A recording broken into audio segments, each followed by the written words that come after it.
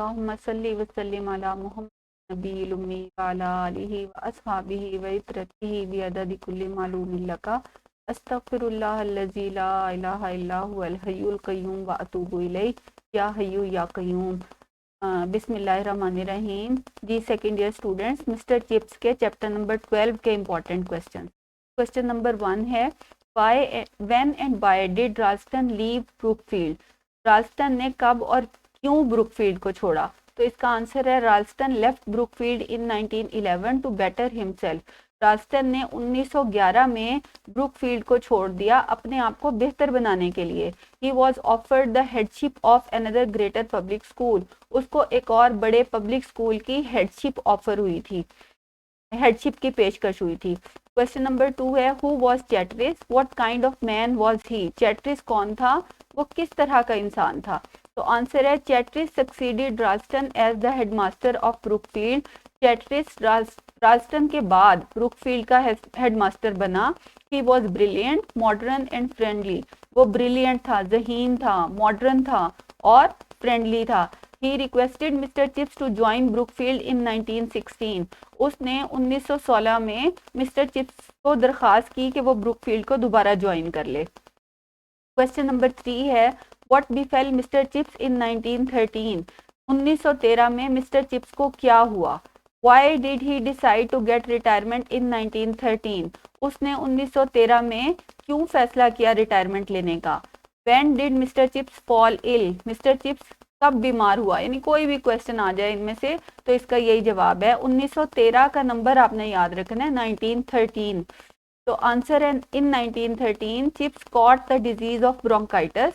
Chips को bronchitis की बीमारी हो गई and was off duty for nearly the whole winter term. और वो पूरी मौसम सरमा की टर्म के दौरान छुट्टी पर था, ऑफ ड्यूटी था। This made him decide to resign. इस चीज ने उसको रिजाइन करने यानी इस वजह से उसने रिजाइन करने का फैसला किया, इस्तीफा देने का फैसला किया। क्वेश्चन नंबर 4 है, what kind of speech did chips deliver at the farewell party?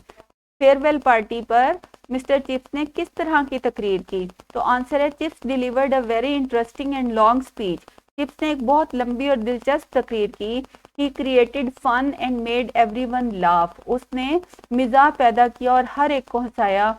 There were Latin quotations in it. इसमें लातीनी quotations भी थी। क्वेश्चन नंबर 5 है, when and why was Mr. Chips retired for the first time?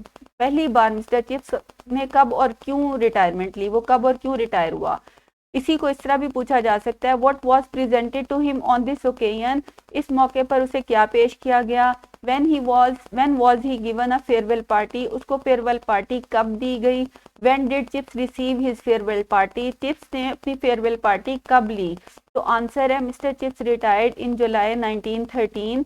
Mister Chips 1913 की जुलाई में retire हुआ। He was 65 at the time. उस वक्त उसकी उम्र 65 साल थी। He realized that it would be a burden to hang on if he could not do his job well. उसने महसूस किया कि ये एक बोझ होगा अगर वो नौकरी करता रहे, अगर वो अपने काम को ठीक तरह से नहीं कर सकता तो उसका स्कूल में रहना एक बोझ होगा।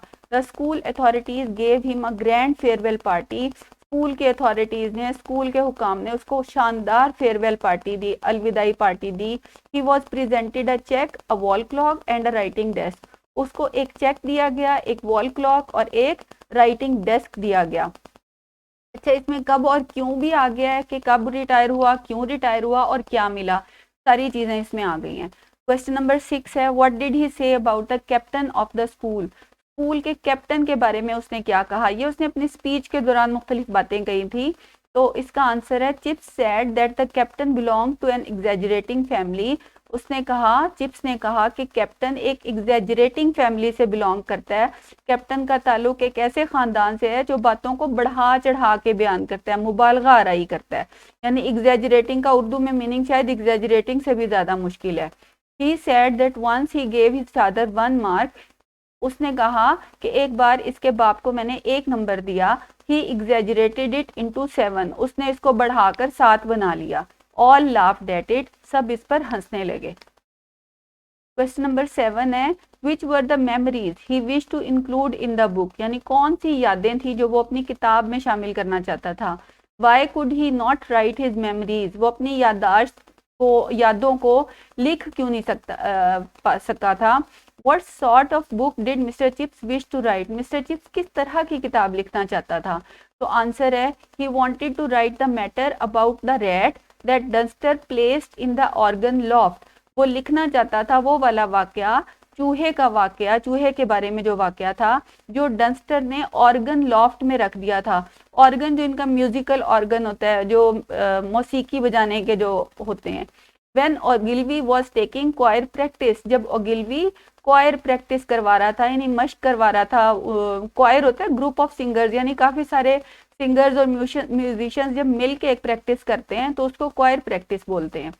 He also wanted to include long epochs of the Brookfield history. वो ब्रुकफील्ड की तारीख के जो लंबे दौर थे उनको भी शामिल करना चाहता था। He could not do so because writing was a tiresome job for him. वो ऐसा नहीं कर सका क्योंकि लिखना जो राइटिंग थी उसके लिए थका देने वाला काम था, टायरसम जॉब थी। क्वेश्चन नंबर 8 है, how did chips spend his money after retirement? Chips ने रिटायरमेंट के बाद रकम कहाँ खर्च की, कैसे खर्च की?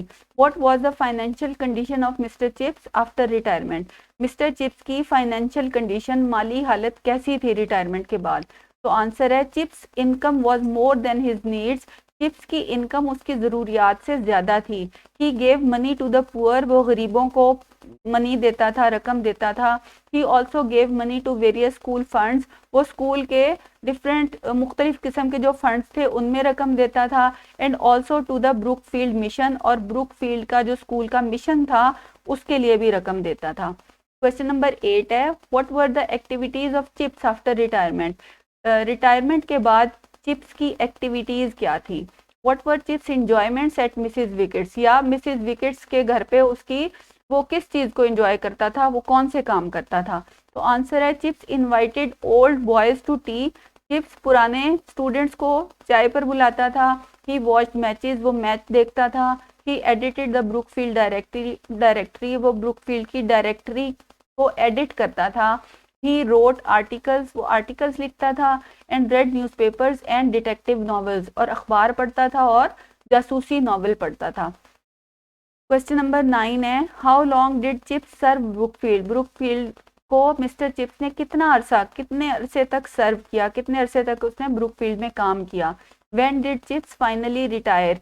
या फिर ये सवाल ऐसे भी आ सकता है कि चिप्स आखिरकार खत्मी यानी फाइनली कब वो रिटायर हुआ? तो आंसर है chips served Brookfield for 46 years. Chips ने ब्रुकफील्ड में 46 साल तक काम किया। And finally retired on November 1918, और फाइनली हतमी तौर पे वो नवंबर 1918 में रिटायर हुआ। क्वेश्चन नंबर 10 है, what did he say to the third Colley? Third Colley को वो क्या कहता था? तो आंसर है Chips said to the third Colley that his grandfather was a fool. Chips third Colley को कहता था कि उसका दादा बेवकूफ था। His father was also a fool, उसका बाप भी बेवकूफ था। But he was the biggest fool of the whole lot, लेकिन वो उन सब में, उस पूरे खानदान में सबसे बड़ा बेवकूफ है। यानी ये वो उसकी बात है जो कॉली, जब हमने फर्स्ट चैप्टर में पढ़ा था कि कॉली कौन सा पहला बच्चा है जिसको मिस्टर चिप्स ने पनिश किया, तो वो कॉली था। तो फिर तीसरी नस्ल उसकी आ गई थी स्कूल में, जब चिप्स स्कूल में ही था, तो उसने थर्ड कॉली को ये बात कही थी। ठीक है, ये सारे ही इंपॉर्टेंट हैं, आपने सारे करने हैं। Thank you.